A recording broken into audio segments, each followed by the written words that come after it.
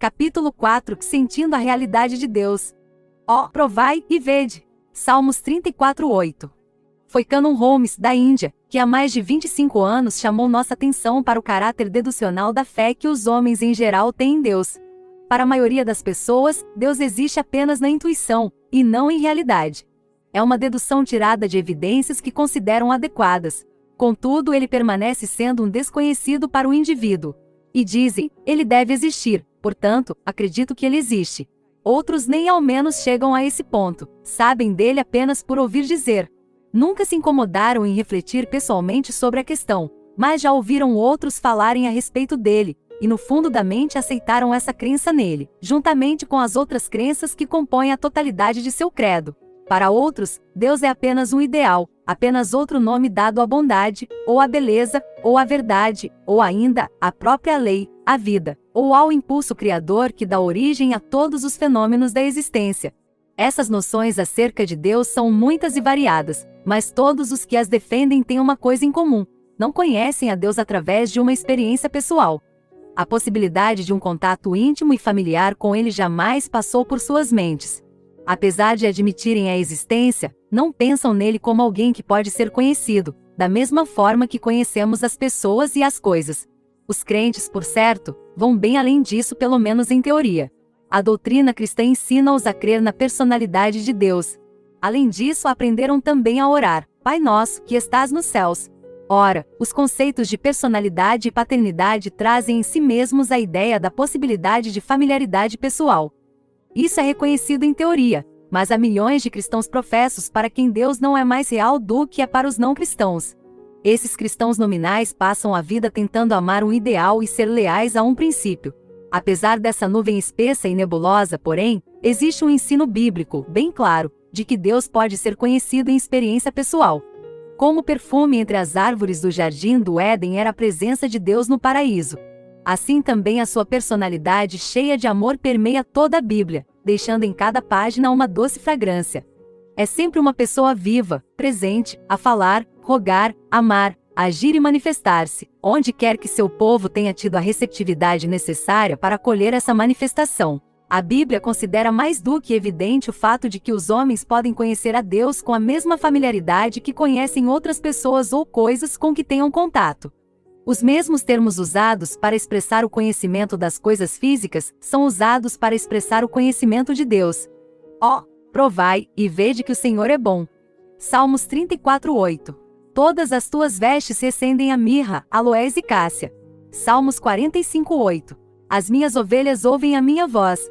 João 10:27. Bem, aventurados os limpos de coração, porque verão a Deus. Mateus 5:8. Estas são apenas 4 dentre as incontáveis passagens da palavra de Deus que mostram isso. E mais importante do que a existência de textos que comprovam isto, é o fato de que toda a doutrina bíblica nos leva a crer assim.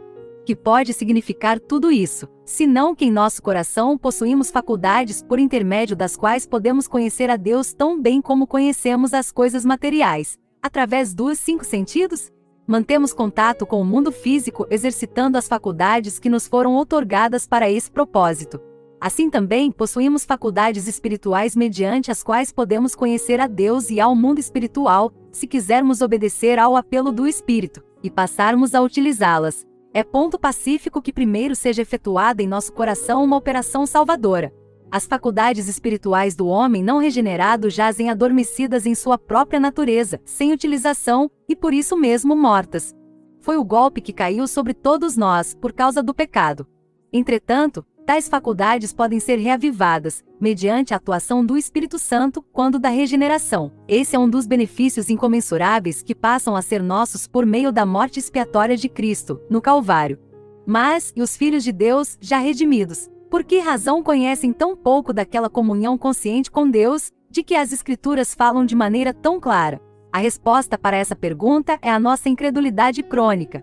A fé capacita nossos sentidos espirituais a funcionar.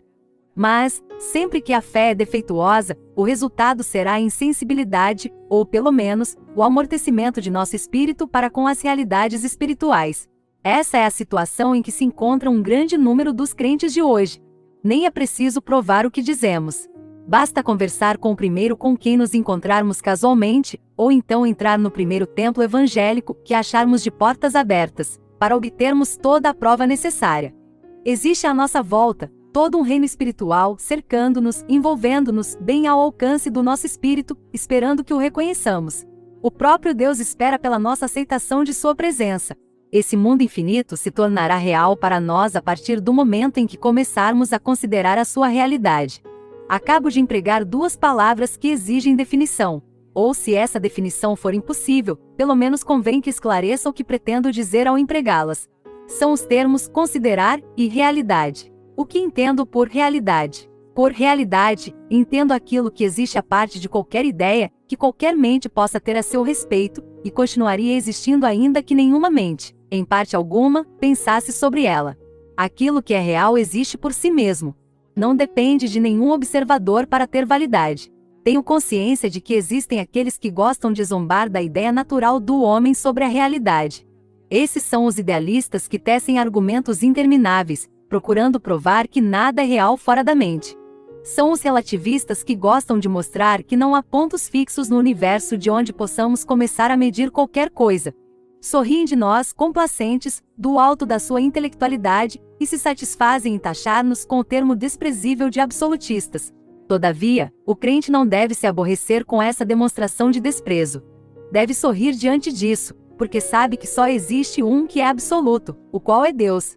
Mas também sabe que o Deus absoluto criou este mundo para ser usado pelo homem, e apesar de nada ser fixo nem real, na verdadeira expressão destas palavras, quando aplicadas a Deus para todo o propósito da vida humana, nos é permitido agir como se assim fosse.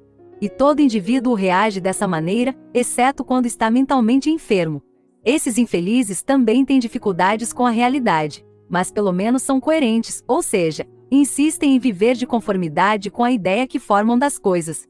São honestos, e é sua honestidade que os torna um problema social. Os idealistas e relativistas não são pessoas mentalmente enfermas. Provam sua sanidade mental vivendo de conformidade com as próprias noções de realidade, a que teoricamente repudiam, e dependendo de coisas que insistem em dizer que não existem. Seriam muito mais respeitados ao apresentarem suas noções, se estivessem dispostos a viver de acordo com elas, mas isso eles têm o cuidado de não fazer. Suas ideias estão arraigadas apenas no intelecto, e não se manifestam em sua vida cotidiana. Sempre que a vida exige, repudiam suas teorias e vivem como os demais homens. Os crentes regenerados são por demais sinceros para acolher uma ideia apenas por ela própria. Também não se dão ao prazer de ficar tecendo um emaranhado de ideias por simples exibicionismo. Todos os seus pensamentos são práticos, e são manifestos em suas vidas.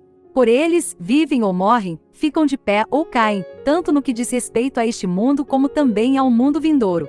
Por isso evitam os insinceros. O homem simples e sincero sabe que o mundo é real e encontra-o ali quando desperta para a consciência, e sabe que as coisas não vieram a existir somente porque pensou nelas. Já estavam aqui, quando ele nasceu, e sabe que, quando se preparar para partir deste palco terreno, elas continuarão aqui, dando-lhe um último adeus. Por sua profunda sabedoria da vida, é mais sábio que 1000 homens em dúvida. Põe-se de pé sobre a superfície da terra, e sente o vento e a chuva em seu rosto, sabendo que essas coisas são reais. Observa o sol de dia e as estrelas à noite, percebe o corisco que risca as trevas quando cai a tempestade. Ouve os ruídos da natureza, e os clamores da alegria ou da dor humanas. Sabe que todas essas coisas são bem reais. Deita-se na terra fresca, à noite, e não teme que ela desapareça de debaixo dele quando estiver adormecido. Pela manhã sabe que a terra estará firme sob os seus pés, que o céu azul estender-se-á acima de sua cabeça, e que as rochas e as árvores continuarão à sua volta, como quando fechou os olhos para dormir na noite anterior. E assim vive e se regozija em um mundo de realidades. Com os 5 sentidos, entra em contato com este mundo.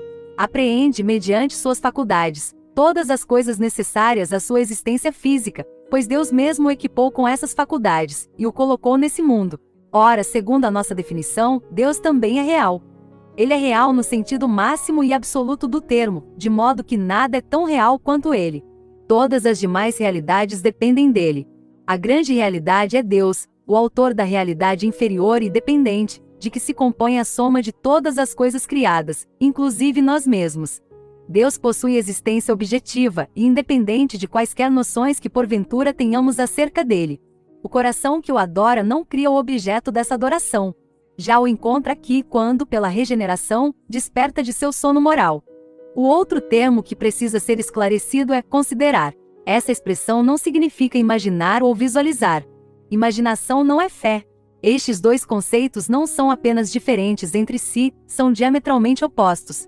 A imaginação fabrica imagens irreais, tirando-as da mente e tenta envolvê-las em realidade.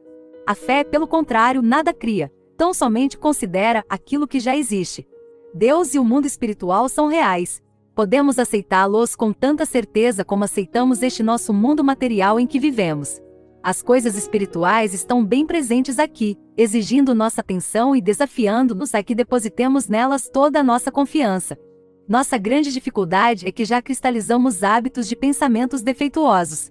Habitualmente pensamos no mundo visível como sendo real, e duvidamos da realidade de qualquer outro mundo. Não negamos a existência do mundo espiritual, mas duvidamos que seja real no sentido em que entendemos esta palavra. O mundo dos sentidos destaca-se diante de nós, dia e noite, durante toda a nossa existência terrena. É um mundo barulhento, insistente, autopromotor. Não faz nenhum apelo à nossa fé. Está aqui, apelando aos nossos 5 sentidos, exigindo ser aceito como real e único. E o pecado obscureceu de tal modo nosso coração, que não mais podemos entrever aquela outra realidade, a cidade de Deus, que está ao nosso redor. Assim domina em nós o mundo dos sentidos. O visível torna-se inimigo do invisível, o temporal, do que é eterno. Essa maldição foi herdada por todos os membros da infeliz raça de Adão. No próprio cerne da vida cristã existe uma crença no invisível. O objeto da fé cristã é uma realidade invisível.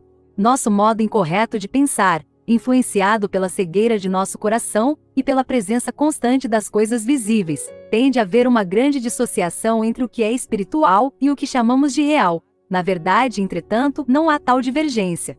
Há uma antítese em tudo, entre o que é real e o que é imaginário, entre o que é espiritual e o que é material, entre o que é temporal e o que é eterno, mas jamais entre o que é espiritual e o que é real. O espiritual também é real. Se nós nos elevássemos àquela região radiosa e cheia de poder, que nos acena convidativa por entre as páginas das Escrituras, abandonaríamos essa atitude perigosa de ignorar o que é espiritual. É necessário, pois, que retiremos nossos interesses do que é visível e os transfiramos para o que é invisível, pois a grande realidade invisível é Deus. É necessário que aquele que se aproxima de Deus creia que Ele existe e se torna galardoador dos que o buscam. Hebreus 11:6. Isso é básico para a vida de fé. Dali podemos nos elevar a alturas sem limites. Credes em Deus, disse o Senhor Jesus, crede também em mim, acrescentou.